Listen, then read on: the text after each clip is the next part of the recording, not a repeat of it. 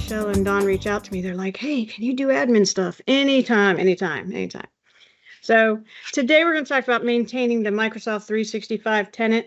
I love what Michelle said earlier, that it's not easy, because it is not easy. And Microsoft also doesn't make it easy. So hopefully I can help make some things easy.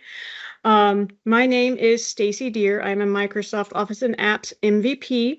I don't like to talk a lot about myself, but here's essentially my information. I am a founder and enterprise solutions architect for Focal Point Solutions.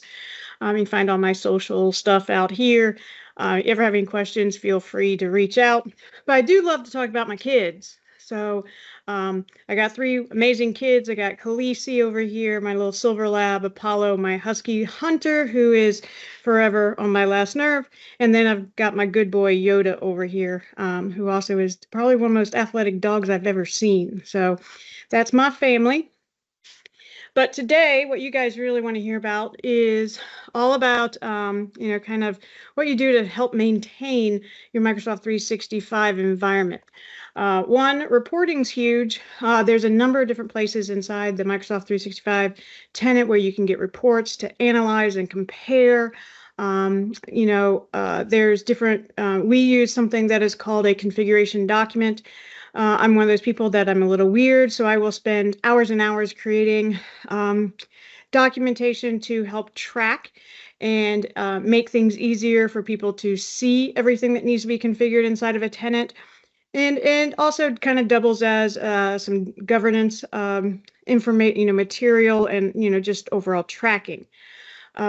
We're going to talk about some new, recommendation areas in the M365 world. We're going to, reviewing the admin panels, some analysis, talk about analysis, and then executing your updates that you find. So to start it off, there's a number of different reports, and we will switch over to the tenant itself. But from the reports, you just got to go so many different places here. But there's a ton of different reports that essentially that you have to run to just check on things within your environment. There are a number of them in Exchange, Entra ID, all those different things. So I've listed a number of different reports here. And my rule of thumb is you should be running these reports or going out and looking at this information at least on a quarterly, every quarter, just to stay on top of it. Because it is hard to stay on top of the tenant, because not only is Microsoft making changes to the tenant itself, but your company is ever changing as well. Anytime you're doing a project, when you're migrating from, classic to modern, from on-prem to the cloud, your company is growing. You're growing with the technology, but never are any of those projects a one and done. Typically done in a phased approach. Let's get migrated over there, get our content, secure and up there, and then start looking at confidentiality, all those different things. So you're just continuing to grow as a company. So a lot of changes all the time. So there's like I said, a ton of different reports out here that you can run to help you stay on top of just visually seeing this information. Some of my my key ones I go to, which I try to actually do a little bit more than every quarter, is the security report, incidents and alerts, setting up the actual, so like if you get alerted if something comes in is huge, but I love to pull those reports as well, and I compare them to previous. Have I been tweaking the environment through conditional access policies and other types of policies to help accommodate for what we've been getting into the environment? Same thing, with the compliance alerts, DLP prevention alerts, your identity score, which is part of the security, but I always do try to look at that as a singular item and as well as part of the security report itself. One of the main reasons is because identity is one of those biggest areas that you always see things coming in, alerts coming in, and the variation changes because of different, things that hackers are doing and all that kind of stuff. So when I'm looking at the identity and things in Entra, I am really focused in that specific area just to make sure that I'm dotting my I's, crossing my T's for any tweaks and configuration changes I can do to help eliminate any potential issues. Activity reports Essentially what I'm referring to there is more like the SharePoint sites, team sites, all that kind of stuff.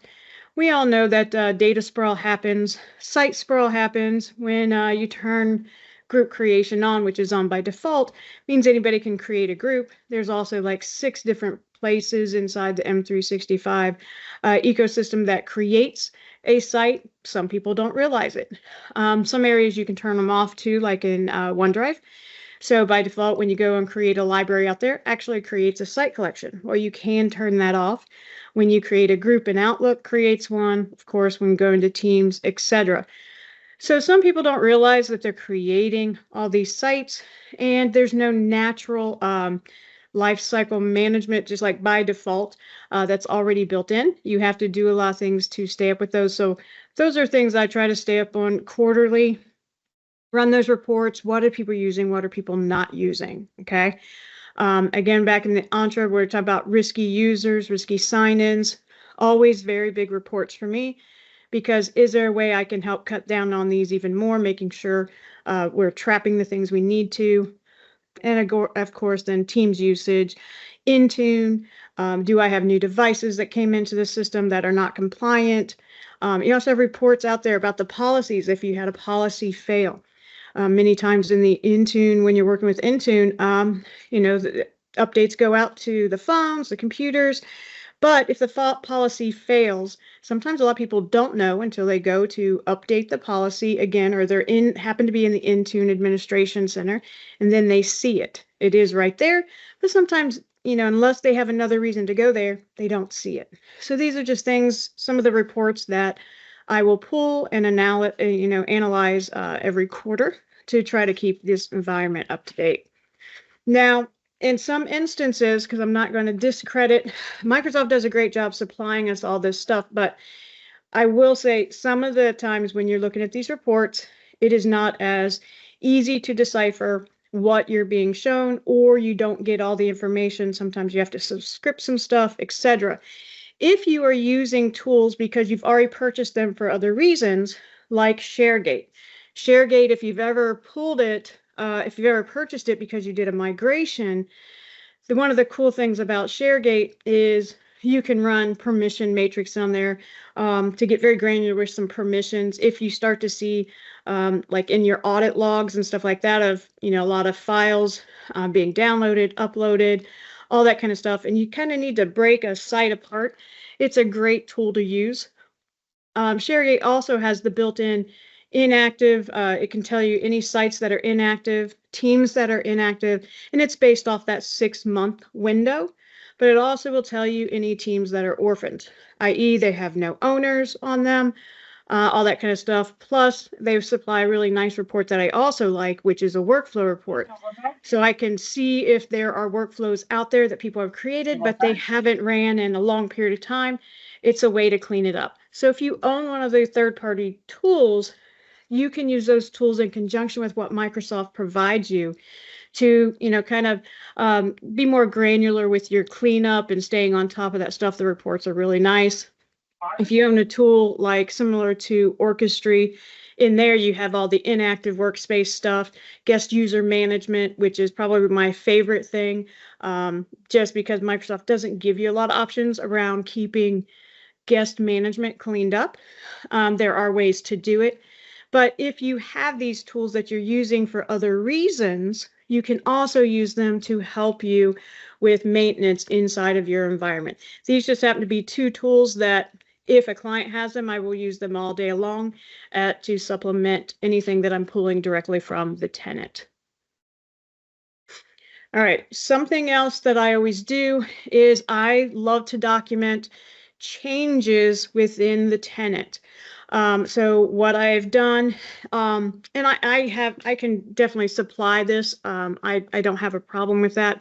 But what I essentially did was built a template based off of the reports that I pull within an environment every quarter. But if you notice down here, I have like my home and org, and I'll actually show you the document for real here. So This is I have things built in where just little drop downs and all that kind of stuff. Sometimes there's no data. So sometimes I don't have to pull the report if I don't have any data. So I just kind of outline this quarter. There was no security incidents. That way I'm kind of tracking it every quarter, right? If the other thing that this gives me the ability to do, if I have multiple quarters where I'm getting data in certain types of reports and it's just continuing and continuing, then I've got that history, right? So then I can start to dig into areas a little deeper to find out why I'm getting so many non-deliveries, different things like that. So I use it for not only an easy way to know what I've done, but also to track any changes that I've made, and also for historical reasons. So then essentially I've just kind of broke it down by the different admin centers into their subheadings, and I'm just essentially just record the current setting. The thing is Microsoft changes a lot. So this helps me also identify what those changes that have recently come into the tenant. Not every tenant. I have a number of clients that I do quarterly maintenance on, and I can tell you, even on the same licensing, they all don't have the same features currently deployed as another one does, because they roll out differently. So I'm able to, because I have this as well, track that type of information. But for the client itself, I can give them a true list of what they currently have in their system. I can easily identify any new configuration that has been implemented, pushed down by Microsoft. That way I can ensure that I'm talking with that client to make sure that the configuration is done appropriately per their standards. Okay, so I essentially just, I record everything, also provide notes, last date of changes, just kind of tracking that kind of stuff. And I essentially just do the same thing for all the different admin panels. It's just a great way to track it. I will throw in the updated security report just so it's kind of close in there, but I just kind of keep updated with all that kind of stuff. Just makes it easy for me, and it's a way that I can guarantee to the client that they see we are doing the quarterly maintenance. They can see the historical trends, the updates to their environment, how much they're increasing in their security score, if they're going up and down every single quarter. Just a great way to track all that, real nice for them. All right, let's go back here. So some recommendation areas. Microsoft has done a really good job of providing us different areas within the Microsoft tenant of providing us recommendations. And they've recently come out with a few new ones. So we always know that we've had like the secure score report, and we've always had the compliance manager. But there are some additional ones like under email collaboration policies when we are looking at go in here real quick. Go to security. Don't ask me why pink. I never choose pink, but I guess that was my color that day.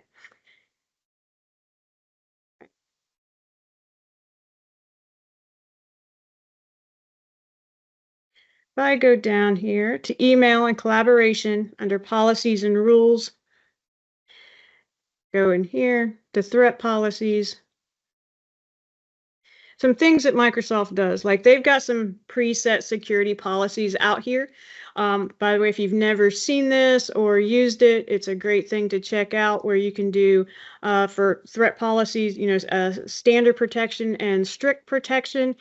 And one of the things I found out, if you need to do some further investigation with your environment, at least getting the standard protection turned on is protecting you, but then, really look into what the strict can provide and see if it is comparable for your environment, then upgrade to the more strict. But the other thing that this does is you got a configuration analyzer. So this is essentially provides you feedback, recommendations on things that they're saying, hey, I would change this to 2 to 3, and here's why. Now, just like the security report and the compliance manager, that doesn't mean you need to do it, because your company's various situation may not require it, but it's providing you information on how to make things better for your environment. Okay, so they've just provided a ton of new things for you guys out here to help better, just to keep up on everything. So if I believe there's one other one that I find very useful, and for some reason I can never remember the dang name of it. Let me find it. And they also moved it on me the one time too. So I think they moved under here. But there is essentially what I've kind of seen with it is it's more that it is like a combination of the security report and the compliance report and some of those others, like one area to see all the recommendations and stuff. And it's fairly new. So it's fairly new. I gotta remember where the heck because it was in one location, then it changed on me like the same dang week. Sorry, I got sidetracked with Dawn right before this and I was trying to find it. My bad. I will find it though. But just different areas that, you can go out and look for, information in addition to actually looking at those admin centers themselves, right? So definitely check in all of those. They are, from my understanding, based off of some other things that I've saw at some from the events, is there's more areas like that coming so that you don't have to guess what you need to configure in your environment. And I think that's just going to hopefully make it easier for people to, one, maintain their environment, but two, initially configure the environment. I probably do in a month's time, probably about 8 to 10 environment assessments. Okay. Schooling down. And when doing those, the thing that I find out is that none of them have originally ever been configured to begin with. So I'm hoping with the new things that Microsoft's coming out around these different types of recommendation areas, it will better help people configure the environments. All right. So in exchange, so these are some of the newer ones that I have really grown to like, because one of the biggest things when it came to quarterly maintenance with Exchange was, what do you look at when it comes to quarterly maintenance for Exchange, right? Especially if you've got mailbox limitations set, so you got your quotas and all that kind of stuff. Really, what maintenance do you really have around Exchange? Well, they have come out with underneath reports, you have mail flow. Well, I have, when these came in, these kind of changed the kind of a lot of things for some of my clients because they really said I had no idea. So you've got reports out here that talk about auto forward messages. So I've had clients, I pulled these reports. Notice you can go 7, 30, 90 days. And you can pull these reports and they literally tell you if you have anybody in your company who's auto forwarding messages. So when I'm going out here, and this is just an example of any report that I pull, is I pull this report, I show it to them, they're like, well, nobody's allowed to auto forward messages. So, I literally found, a few the other day where someone was auto forwarding their internal company mail to their Gmail account, which is probably, forwarding is bad enough, but let alone to a Gmail account, right? They had no idea. They thought it was blocked, but because we ran maintenance on this tenant, we found out that people were auto forwarding company confidential email to external accounts. So based off of that information, we were able to go into the system and apply the correct policies in there so that nobody could do that any longer. And we would have never found that if we weren't doing maintenance and running reports and analyzing this information. There's a ton of new ones out here: inbound message report, mail flow map, non-accepted domain reports, and non-delivery reports. These were also pretty big, and I probably am not going to have one. Let me go over to another one, only because I want to show you some of what it looks like, because it's very important, because they tell you why things are not being delivered. But based off of conversations with my clients, when I'm looking at these reports, I'm like, are these people complaining that they're not getting this mail? And they're like, they're not reporting it. So either they don't know, or they know and they just didn't say anything, and they sent the information another way, meaning not through their organization. So if you go down here, notice I actually have one down here. I'm going to go and get a couple more. All right, so notice I have a few here.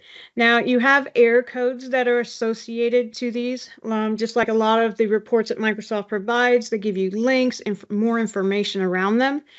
But if I click on this, notice here tells me what my non-delivery is. So it's 5.4316. And then I can also click on Learn More. And then it will tell me essentially what it is. So like, I think it was 5.4, whatever, but like in this instance, if it was 4.4, connection refused. So that email that I tried to send, it couldn't go because it was refused, couldn't connect to the remote server, too many recipients, etc. Right? Access denied. You get things like the user's mailbox is over the quota. You get all that kind of information about it. Well, then you can address it like, hey, I have to send these reports to you every, quarter because you've got grants that deal with them, but every time we try to send to you, we can't. And you can address it because you can pull the report. The one other thing I love about this as well is you can actually go look at the sample messages, and it will come out here and you would actually see them if there were any of them still left in your environment. You could actually see it here. You can edit the trace, you can export the information, all that kind of stuff. But just a lot of great reports that you can use to help make sure people are getting their mail. I know that once this started coming out, we added these reports to the list of all the reports we pull and analyze. We've done more fixing exchange issues than I think we have in the last 8 months. So this is probably one of the areas people do not know what's going on the most is in exchange, and you won't know unless you kind of deep dive into this scenario. We found a lot of issues with, like if you've got people within your organization that are doing mass mailings, and then so they weren't noticing that not everything was being delivered and that all that kind of stuff. So we were able to identify a lot of stuff like that and then go and make the proper configuration, changes, policy updates, etc., to keep things moving. Okay. So big time exchange stuff. I'm absolutely in love with it. Typically when I run these reports, even though because we're doing them quarterly, we always base the reports off of the 3-month time frame. So then that gets you from one quarter down to the next one. So for guest user management, so Microsoft, I love the idea of guest users. Use it a lot with a lot of, hit the wrong thing there, sorry. I use guest user stuff a lot. The problem with guest users that I have is the fact that they need to be maintained. To me, they're a security risk if they're not maintained, right? So if I go to my users to find guest users in your environment, you can go out here and you can add a filter by the user type and then equal to guest, right? So then I can find these guest users inside the environment, but notice here, I can see that they're guest users. I can see that they're an invitation. I can actually edit the columns and add more columns if I wanted to here, just so I can see a little bit more information for it. Like, let's look for a date. Like a last non-interactive login, so I can see some login information if I add the right columns in here, right? So I can get a little bit of information. I can also select that guest user and I can find out what they actually have access to in the environment. See if they actually have access to any groups. So if I choose this user, here, right? So I'm in here, I can see, what they're here, all their information, and I can see their group membership. So I click on their group membership and I see that they're on all users, which IE is literally a default. So it means they don't have access to any of the shared SharePoint sites, Teams, or anything like that. So when you're in here, I can export this list here, but unfortunately, regardless, the columns that you set up here to try to pull this information, especially if you have a long list of guest users, there's no easy way. You can't get all the information. It doesn't show up in the report. However, you can use PowerShell to go pull the information on the back end. You essentially got, we kind of like use a couple different methods around that of PowerShell to be able to do that. Otherwise, it's just manual. And I believe I do have both of the guest group membership and guest last login scripts. And I did ask Dylan to put those in the chat for me, for you guys, that you can use. It just gives you that full report. You can see every group that they have access to. If they don't have access to anything, last time that they were given access, or last time that they logged in. And it's just a great way to, the best way you have to keep those cleaned up without the use of any third-party application. But it's very important to keep these users cleaned up because it is a security risk. You also want to make sure that if it is open, if people can add users to your teams openly by use of any domains, it helps you lock down. Hey, I don't want to use Gmail accounts, Hotmail, etc. For me, being the top hacked type of accounts out there, I'm not a huge fan of using those and try to convince clients to only use company-based email accounts. But there are some instances where companies that they're on the small side, they have this, but they need to stay up with cleaning these up for security reasons. Someone's got the email, they get hacked, they've got that invite, they click in. It's a great way for a hacker to get into the system. So, all right. So I put that information out there. All right. And then when it comes to, looking at the reports and all that kind of stuff. So the biggest thing is once you go through and you pull all your reports, not only looking at the reports for face value, I suggest looking at them as a comparison to your prior quarter. See if you're, improvement. See if it's getting worse, if there's a certain area that you've kind of been tracking, if it's getting worse, to identify what you need to go and update them for configuration policies, etc. Key admin areas that are always constantly areas of, if you've got the right type of Azure license, might I add as well, which is the P2, you can look at your risky users detections alerts, and then you can tweak your conditional access policies to help accommodate for that. I know that, in a P1, you can, conditional access policies are there. I would use them to your fullest extent to help lock down and keep your environment safe, but always know you got to go look at reports and look at things that are coming into your environment, analyze them, and then constantly be tweaking to make things better within your organization.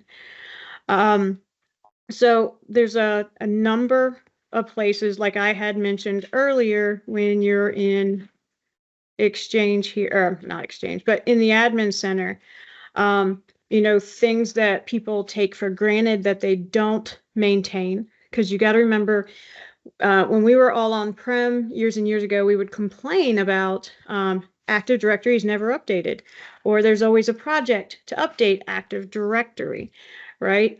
It still should be the same here. Nothing has really changed other than the technology that's being used, but you do have built-in policies and some life cycle management capabilities to help with that scenario. So, it just doesn't go away. When it comes to groups and stuff like that, For me, when I do assessments, I always run them a list of all of their groups that they have out there so that they can see their Teams, Microsoft 365 groups, their distribution groups, and security groups. And the reason I do that is because when's the last time that they looked at their distribution groups and security groups? When's the last time they were used? Everything has a cleanup point, right? Certain projects come and go, certain applications come and go. So it's a review process. For me, governance is constantly, setting the standards, what our company wants, what their needs are, and then making sure that you're putting in proper procedures to do that maintenance, whether it's quarterly, yearly, etc. Now, there are some processes I could say, like the, teams and group, that I wouldn't say I would do that every quarter. That would seem to me like a major overkill for that. But I do see it as maybe a end of the year, a yearly type of thing. So maybe it's end of the year cleanup, start the new year off fresh type of scenario. But they still do need to be maintained and all that kind of stuff. So just, don't forget about the little things, right? Same thing around shared mailboxes. There's a tons of reasons why shared mailboxes get created, but they still have to be reviewed. Are they still being used? Are they needed? If not, let's clean them up. One of the biggest things is, and a lot of people, it gets ignored, I do have to say, because I can tell you that I've been in many scenarios where I've ignored it myself. Please don't do as I do, as my mom used to say. Do as you're told, not do as I do, however that goes. Is in the environment, like if you're in this, this security report will tell you if you've got too many global admins, right? But which is great. It's telling you that, but it's, what you don't know is like, what about the others? I mean, my secure exchange admins, security admins, if you're, breaking up your permissions in that, or your roles up in that way, they still need to be reviewed.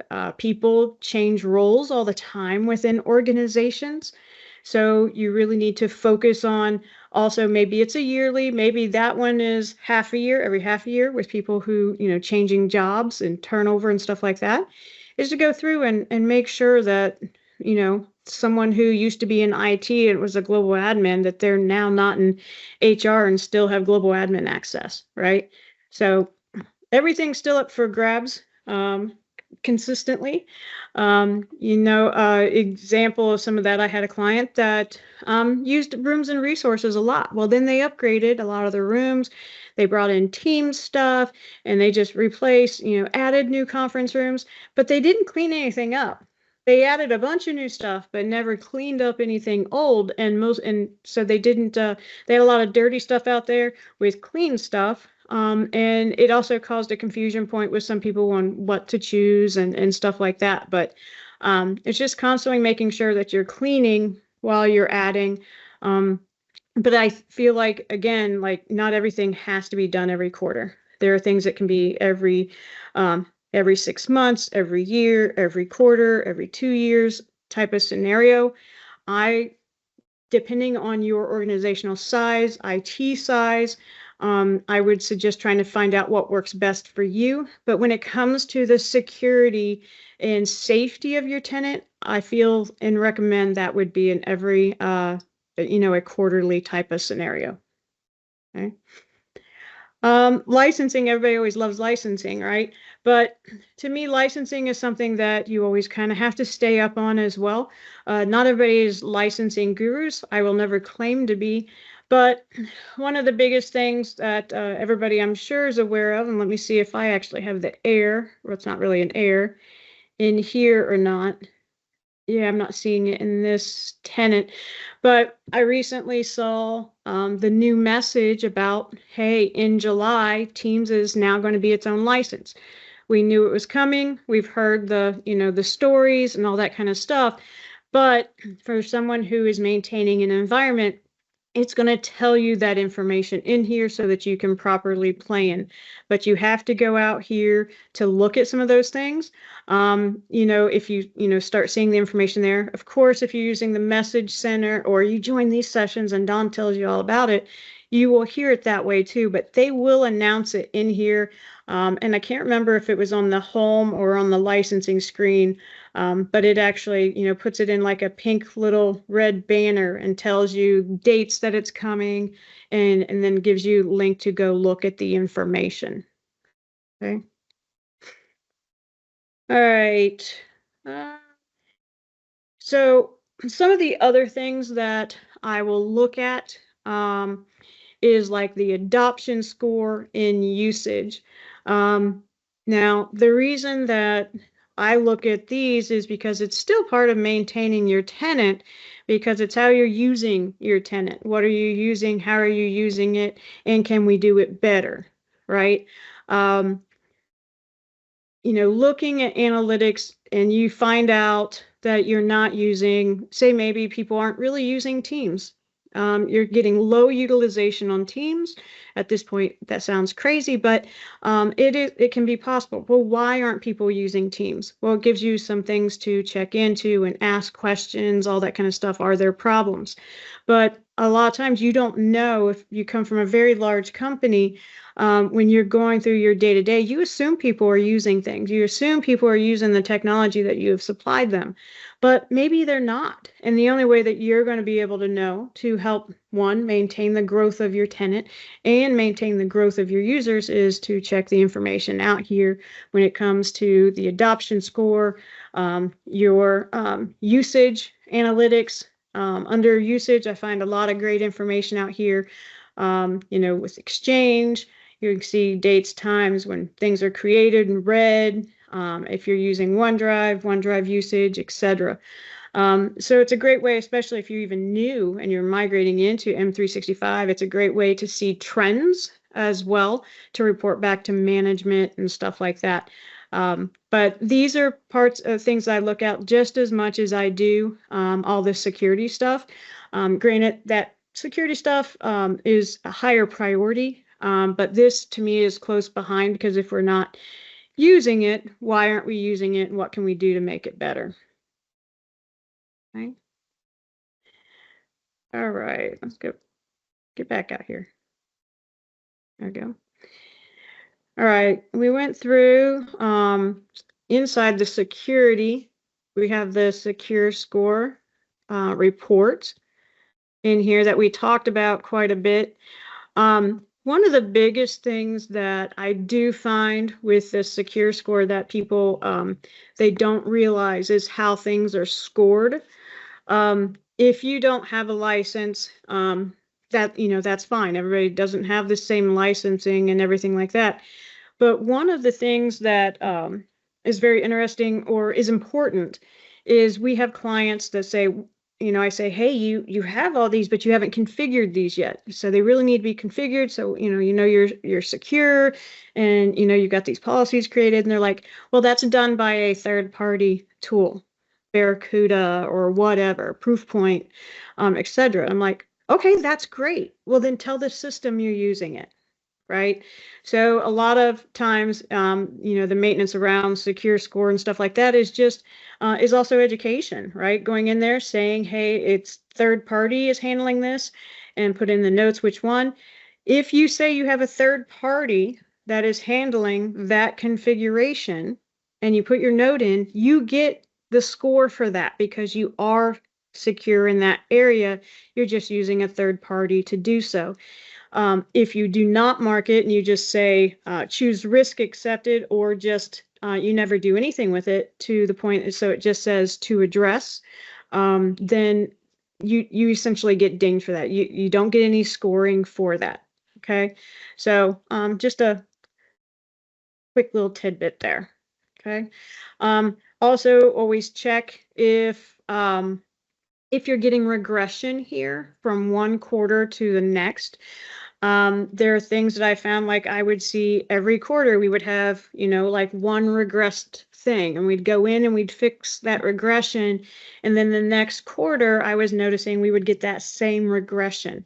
Well, here we had one admin that didn't like MFA, so he kept turning MFA off for himself, and so it would show regression here. So because we were tracking that, making note of it, we were able to figure out what was going on and get the issue resolved. So that's why I say the history of the maintenance is just as important as doing the maintenance, because that's how you can find trends and issues and stuff like that. I'm assuming if I have any questions, you guys are going to tell me. Okay. Absolutely. Okay. This is the new one that I found. I remembered what it was a minute ago when we were in a different one. Under exposure insights, when we talked about a little bit ago. Yeah, so underneath, and oh, it's not on this one. Oh, crap. So there is, when you go through this, it actually gives you that list. I bet you it's in this tenant though. When you got too many tenants, what do? You just keep going. All right.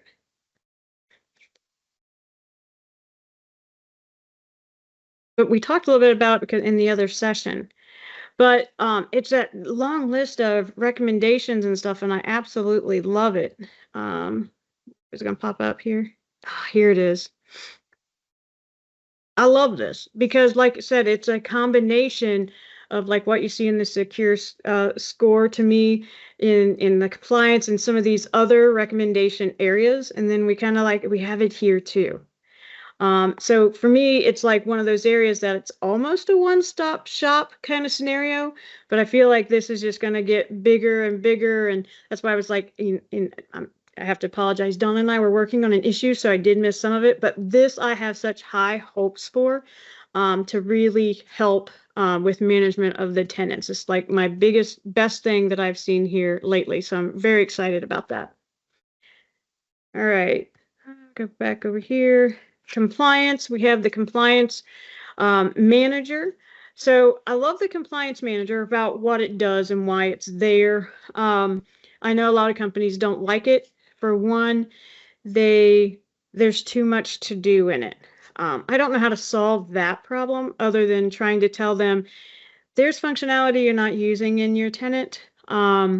If you're not using it, then you don't have to deal with those areas or those solutions to configure or, document or whatever. I understand that it's big. I understand that, there's a lot to it, but it's also very important.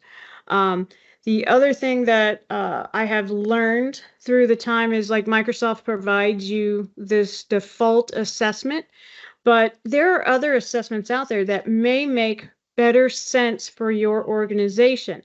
Now, for some companies, for me, it took a few times doing maintenance, working with them on configuration to realize what was in this particular assessment. It didn't cover everything that they needed. So you can always go and look at the other assessments that are available. As you can see, there are a number of them out here. So there's a bunch of them out here, and you can have more than one. So I would always not just look for the default too. The default's always going to be there, but there are other things out here that can help you make your tenant better. But it does take getting to know your environment, looking at the history of it, reviewing what each one of these can bring to you, to these different regulation groups, and then, get them implemented to help continue, your environment to grow. Okay. I know there's so much in an admin center. I feel like I could talk all day long about it. So here's just some of the different areas of the different alerts that you have throughout. Out here, different policies that you have, you can tweak based off of information that you're seeing. So there's just a ton of different things out here. Auditing is also a really big one for me. Now, a lot of times I don't do a lot of audit reports unless they're very specific for one thing, because I've noticed either in trends or if a client says they've been having a very specific type of issue, then I can key in on some auditing things that I can go run some reports on. But a lot of time I really, it comes from me looking at other things in the tenant, then say, hey, I'm going to go run a report on this and see what these reports are saying to get more information around those. Okay. But it's really got to kind of get to know the environment and how your environment's working. So, Hey, but you said, Stacy, yes. there was a question, I believe. Hey, Melissa, if you come off mute. She was asking about if this required a P2 license, and I believe that's around the purview piece. Correct, Melissa? I think that was maybe an exchange. It was the exposure one, because I did not see it in my tenant. The exposure one. Was the exposure? Maybe it wasn't. In exchange, I did hear, if you're talking, I hate when that gets in my way. It might not have been exchange. You're talking about in Defender? Maybe? Oh, I bet it was Defender. That's what I think. Okay. It started with exposure or something. And it was a newer. The new one. Okay, the one thing I just mentioned then. Okay. Yeah, here. The exposure insights. The exposure management. Yep, that section. Yep. I do not believe you need a P2 because I do not believe I have a P2 in this environment. I'm pretty sure I don't. Yeah, I only have a P1 in this environment. Do you have a P1? I think we do, yes. And I didn't see it, but I'll go dig in then. So it may just be that you don't have it yet. Oh, somebody else just said if you're they are GCC and they don't have it either. So maybe if it's a government one, you don't. That could, because we are a city and we are using GCC licenses. Don, do you know if that is not of it or That's a good question. I'm not specifically on the security side from licensing. I don't know. I think we may have a couple of people that are security oriented. If anybody knows, please speak up. But we'll look into that as well. Okay. Yeah. Thank you. I'll make a note of that to look at that, and I can reply in the chat if no one comes up with it. But I hadn't not seen it, but I'm just sitting here thinking of my GCC clients. To be honest,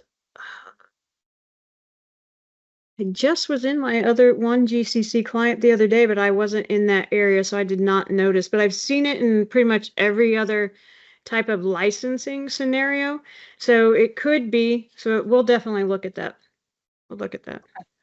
Thank you. No problem. Right, now I forgot where I was at. There we go. Oh, around the auditing. Okay. So, yeah, so you can get a lot more out of auditing just by looking at some of the reports and looking at the trends of different things going on.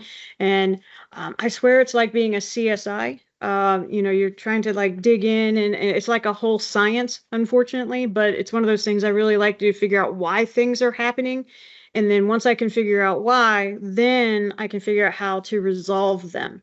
And unfortunately, it's just not black and white.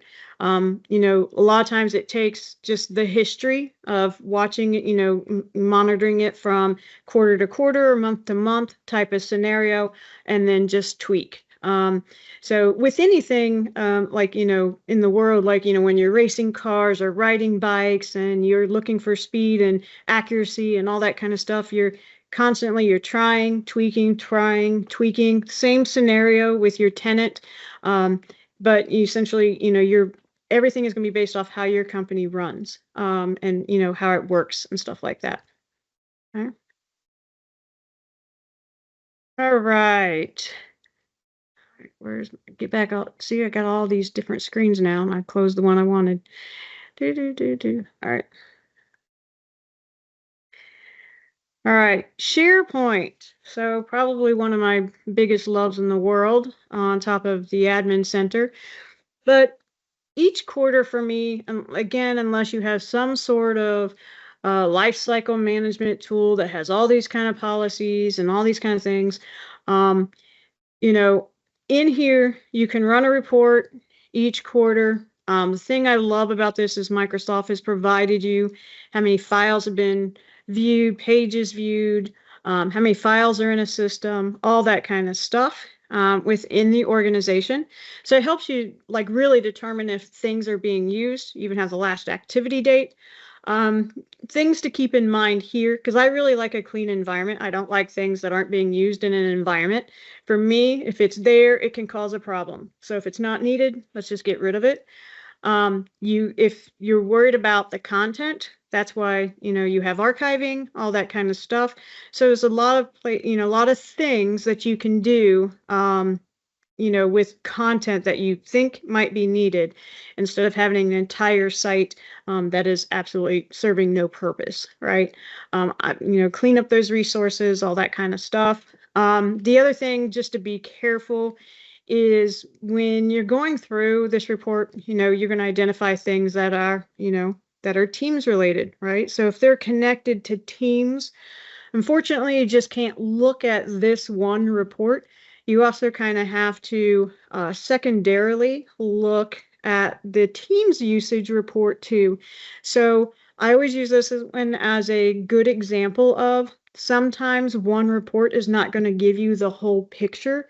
You have to take part of the information that you learn from here and part of the information that you learn from the Teams usage to find out any sites that are Teams connected, are they truly being used? Um, for this scenario, if say there's no files, so this one right here, there's 0 files in here, right? So if you're just looking at this from the SharePoint perspective, it doesn't look like this site is being used. However, if I went over to the Teams usage report, I could see that they have 100 messages that they sent and people are reacting to those messages and all that kind of stuff. They're just not using the SharePoint side of that site, but they're fully using, the posting of messages and chatting within there. So sometimes you just have to look at 2 different reports to put the full picture together. And sometimes, it just gives you a lot broader outlook on things. I hate to make rash decisions as well, even though I've made a few in my life, but I don't like to make rash decisions when it comes to an environment, and I will do as much investigation as I need to. And sometimes that means I have to look at 2, 3, 4 reports to get to figure out what the ultimate end should be for the scenario that I'm working on. Okay. And again, things change all the time. Like, we recently got the advanced management. This all came in. So I can tell you the very first time I clicked on this, all these things were not here, right? So that's one reason I love the configuration document, because now I can go back and compare to them like, hey, when I did this assessment just 3 months ago, I only had like these 3 options. And now look at all the options I have. You can continually seeing how Microsoft is growing your tenant as much as, they are giving you all these cool tools. Now you got to do something with them. But you can just constantly see the changes, which is, I think, kind of cool. I think I get the bigger kick out of, especially with the configuration document, that I can continually see all the things that Microsoft is doing. So now, we talked about some of like the main admin panels out there, but it's really the same thing through all of them. Like if you're talking Power Apps, Power Automate, Power BI, if you're using them, you got to run reports on them.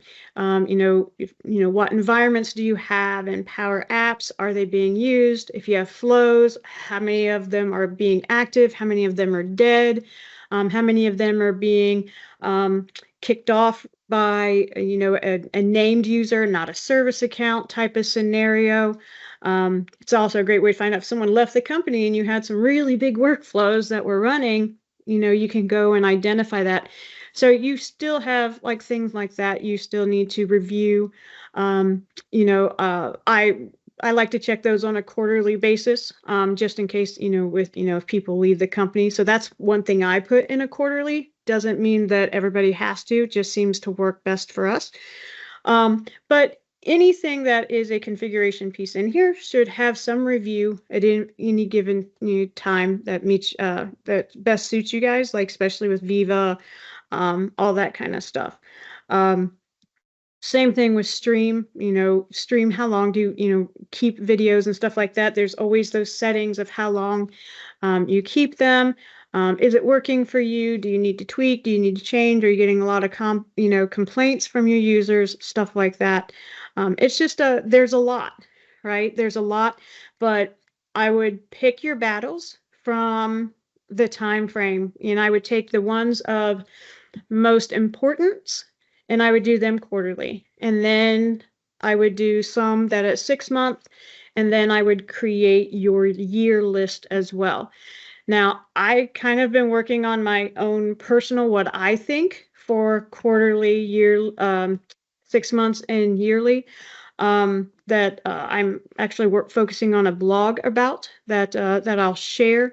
But I share it because I feel like it's important. It needs to be done, and it needs to be documented, and it needs to be governed and tracked, historical information, all that kind of stuff. You never know what's going to happen in an environment, ransomware, malware, all this kind of stuff. And if you've got information, you can go back and look at history. Where did you go? Where did I go wrong? What did I miss? So I love, building those type of things. I keep all reports for a few years, and then kind of recycle them, kind of clean them up after that, just so I have enough historical data to make educated decisions about not only mine, but my client's tenant as a whole. So, all right. I told y'all I could talk about this stuff forever. So, but we talked about security compliance, policy enhancements. Oh, OneDrive cleanup. So that's something that's always seems to be missed too. Now, most organizations, if they set the policy about, if a user is disabled, that a manager gets access for X number of days, etc. But, and clients tell me they have that enabled, but it never fails. I go run a OneDrive report, and I have more OneDrives than I do users in the organization, which, doesn't quite equate. So I will, in addition, always run a OneDrive report and have them review that, because that is just data out there that is no longer being accessed and has just never been cleaned up. Again, that could be one. I wouldn't quite say I would do that one every quarter. It's probably like one of those that is a 6 month for me. Questions? Who's going to go run it? I have plenty. I love this. This is my favorite admin area, my history. What do you find to be best practices on the amount of reports that you run, to just be, watchful, to do cleanup? Like you said, OneDrive, maybe every 6 months. Do you have kind of a guideline? So anything security related is every quarter period. Okay.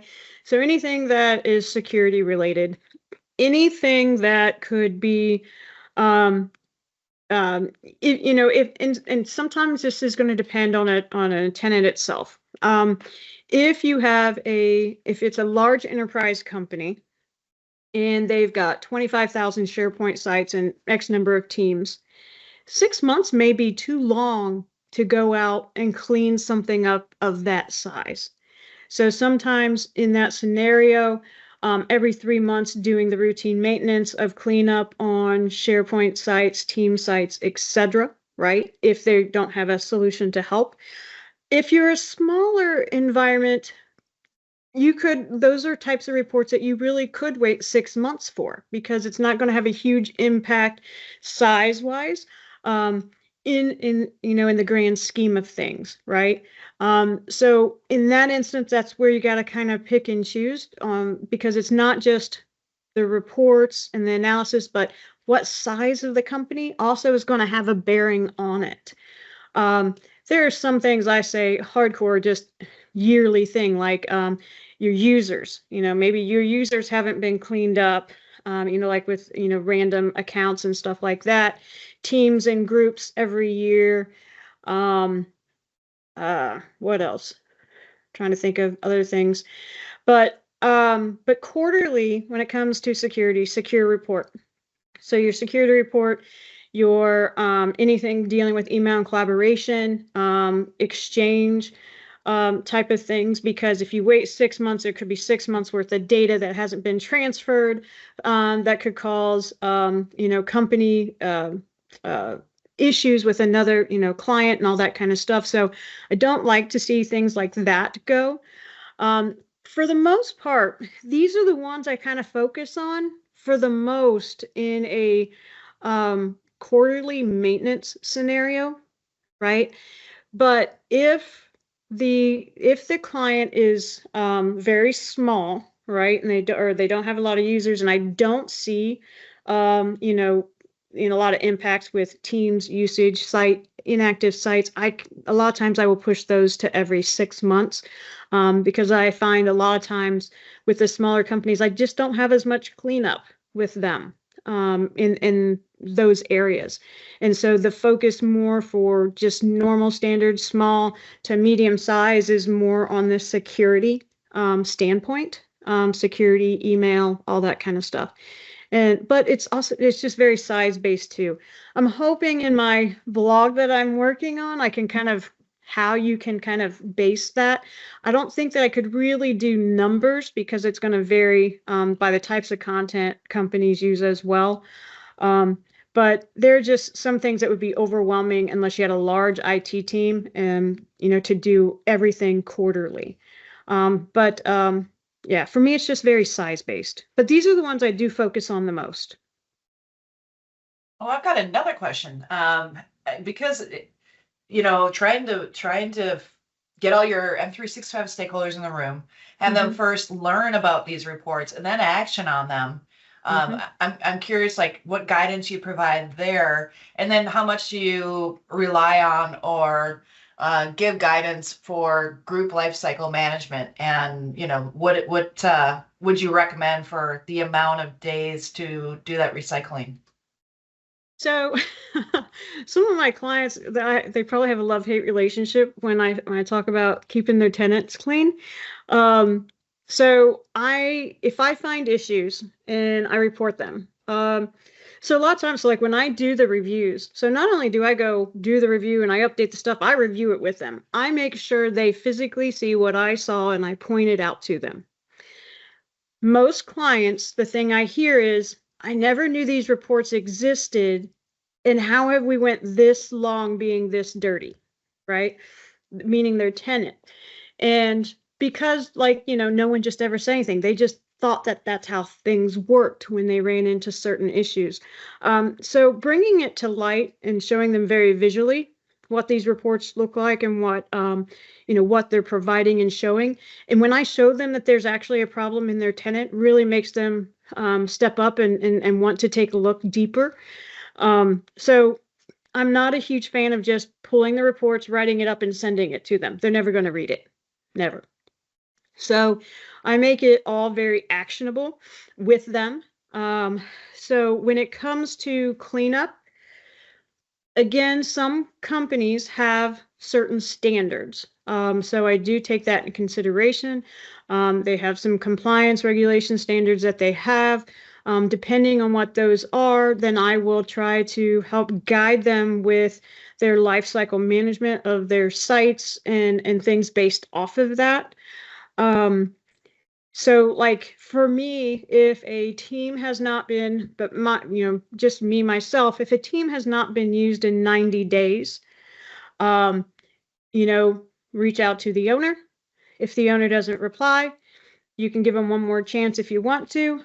But if not, then you're just getting rid of it, right? If there's actual files in there, I would also suggest, wouldn't suggest ever just deleting something if there's any files in it. The files get archived over to the archive site, and then the site gets cleaned up. You have to And some clients, some clients are all for it. Some clients kind of resist a little bit, but I'm like, are you going to sit here and let your users control how your environment runs, or are you guys going to control how your environment runs that they use? Two different scenarios, right? As an admin and a tenant, you have to set up those guardrails for your company's best interest. And you have to state what those are and let them know what those are. Now, when it comes to including them to help clean up the sites, I'm all for including them, giving them the initial say, yes, delete it, archive, whatever. But if they're not going to participate in their responses or respond at all, then because you have stated, documented, etc., you know what your game plan is. So oddly enough, I get more clients that follow with it than I don't, but they do hesitate in the beginning. But ultimately, the reason I think a lot of them have joined the mass of getting things clean is because I've shown them what it has done to their tenant that it hasn't been clean to this point. It's one thing to say it, it's another thing to show them. That's right. Yep, I'm a visual learner, so that's why I love these reports, because you can actually truly see what's happening inside your environment. Oh, yeah. And it looks like Eric's got some questions. I think we get these questions every time you're here, Stacy. What can I get these things? Can I get the Excel sample, you know, the scripts and so forth? Yes, you can have the scripts. I'm assuming you're asking for the template here too. I can provide that. Absolutely. I have no problem. Yes, I'm very well known for creating templates because I love to track things. So yes, and I will share.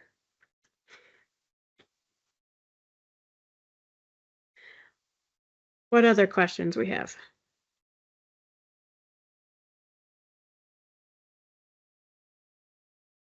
I have a question about Teams activity and SharePoint activity, because I'm responsible for cleaning that up and when Teams become inactive.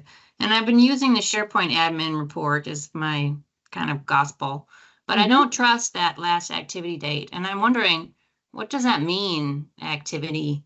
So yeah, so actually one of the things I just had talked about 100%. So I'm going to pull this up here. So this is the last activity date for for this SharePoint site, okay? So which could be a view, it could be an edit, it could be any of essentially these items here, okay?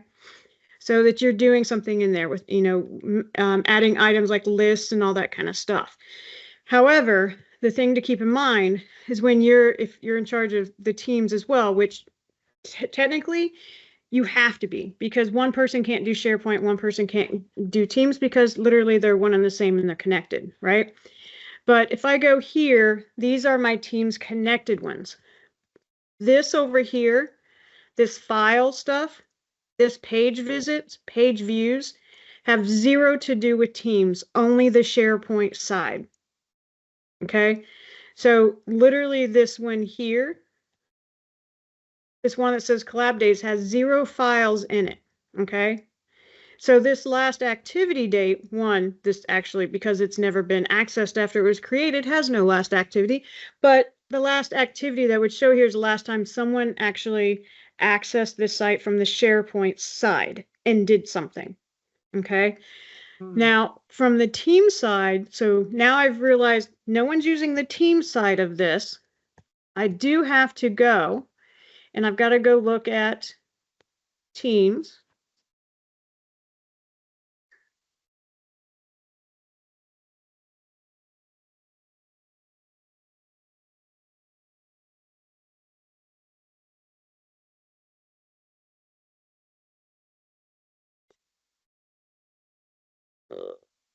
Here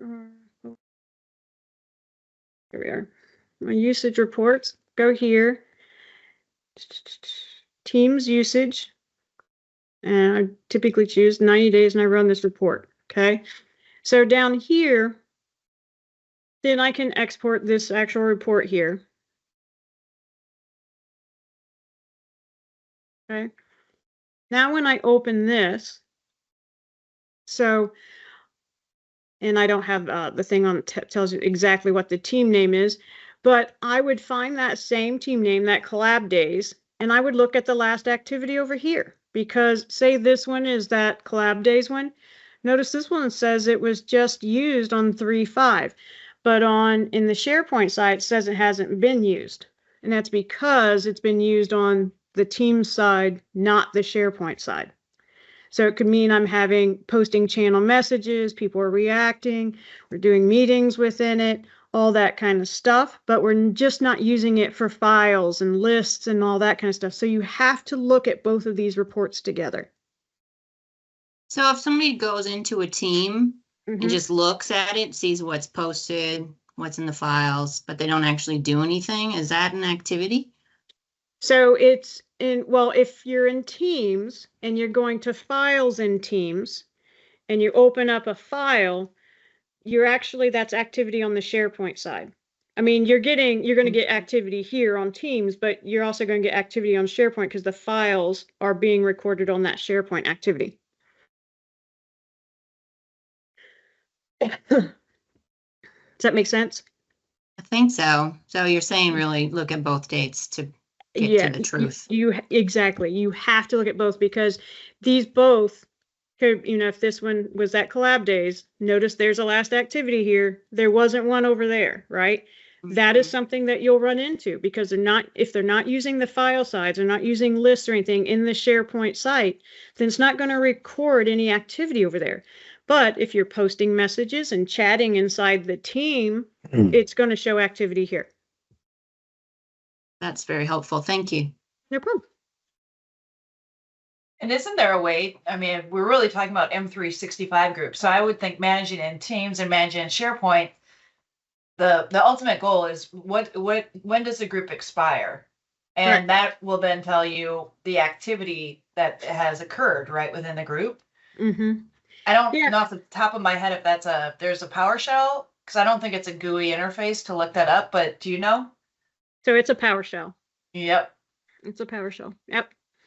Yeah. Now, I mean, there are some really great third parties that and I mentioned the Orchestra one earlier, and I have to tell you, that one has been the biggest bang for the buck for me and some of my clients when it comes to life cycle management of SharePoint and Teams, because it manages all that. Because of the complexity that we have to go through on a manual effort. We got to go create scripts for PowerShell, and then we got to merge things together to get the information. And it's not exactly, I mean, as we showed it, I'm like pulling two reports and you're looking at them. You're bringing in human error to that. So there are third parties out there that can essentially go look at those. It does its thing. It provides you the reports. Here you're active, here you're inactive. You can stick on the list and you can say, okay, well, these inactive, they haven't been active. And it tells you literally the last time they were used in number of days.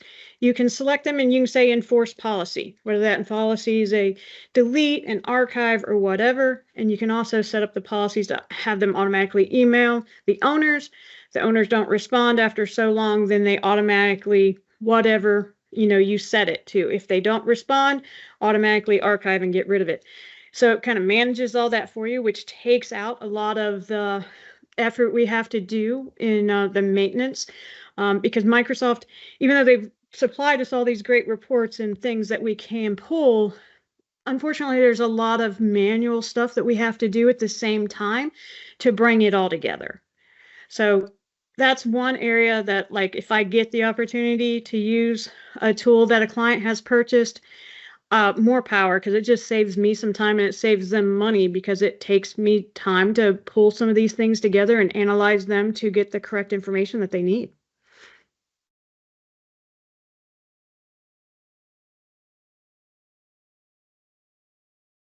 Other questions?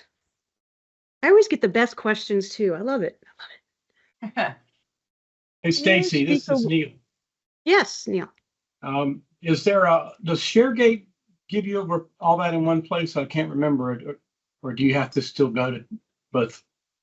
So ShareGate gives you an orphaned teams report, which means any teams that have no managers or owners anymore. It gives you an inactive team and SharePoint list joint. And the inactive is based off, they haven't been used in the last 6 months. So there's kind of a one place report.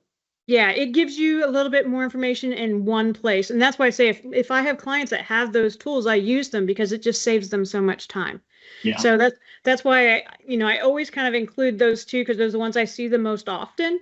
That if you've already purchased ShareGate for another reason, it can help you with some of this maintenance a lot easier than some of the just the out of the box that you get with Microsoft. Yeah, pretty good bang for the buck. Yeah, exactly. Exactly. Thank you. Mm-hmm. Hey, Stacy, can you speak a little bit about, like I'll get emails when a site's going to expire and they're Mhm. talking about Dataverse and I can go out there and make that site, trigger the activity for it. Can you speak a little bit to Dataverse and is that its own admin site and talk about that a little bit? Girl, I would love to tell you I'm a Dataverse queen, but I'm not so much. I don't know that answer. I know Dataverse does not have its own admin. Michelle, correct me if I'm wrong. It does not have its own admin. It's literally just where the data is being stored, correct?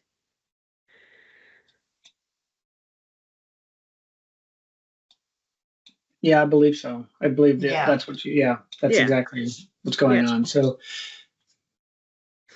Yeah. Definitely not its own admin. It's just where the data, when like the archive or retention policy that's been addressed to it, it's just essentially stating where that stuff is, where it's going to be archived to. Okay.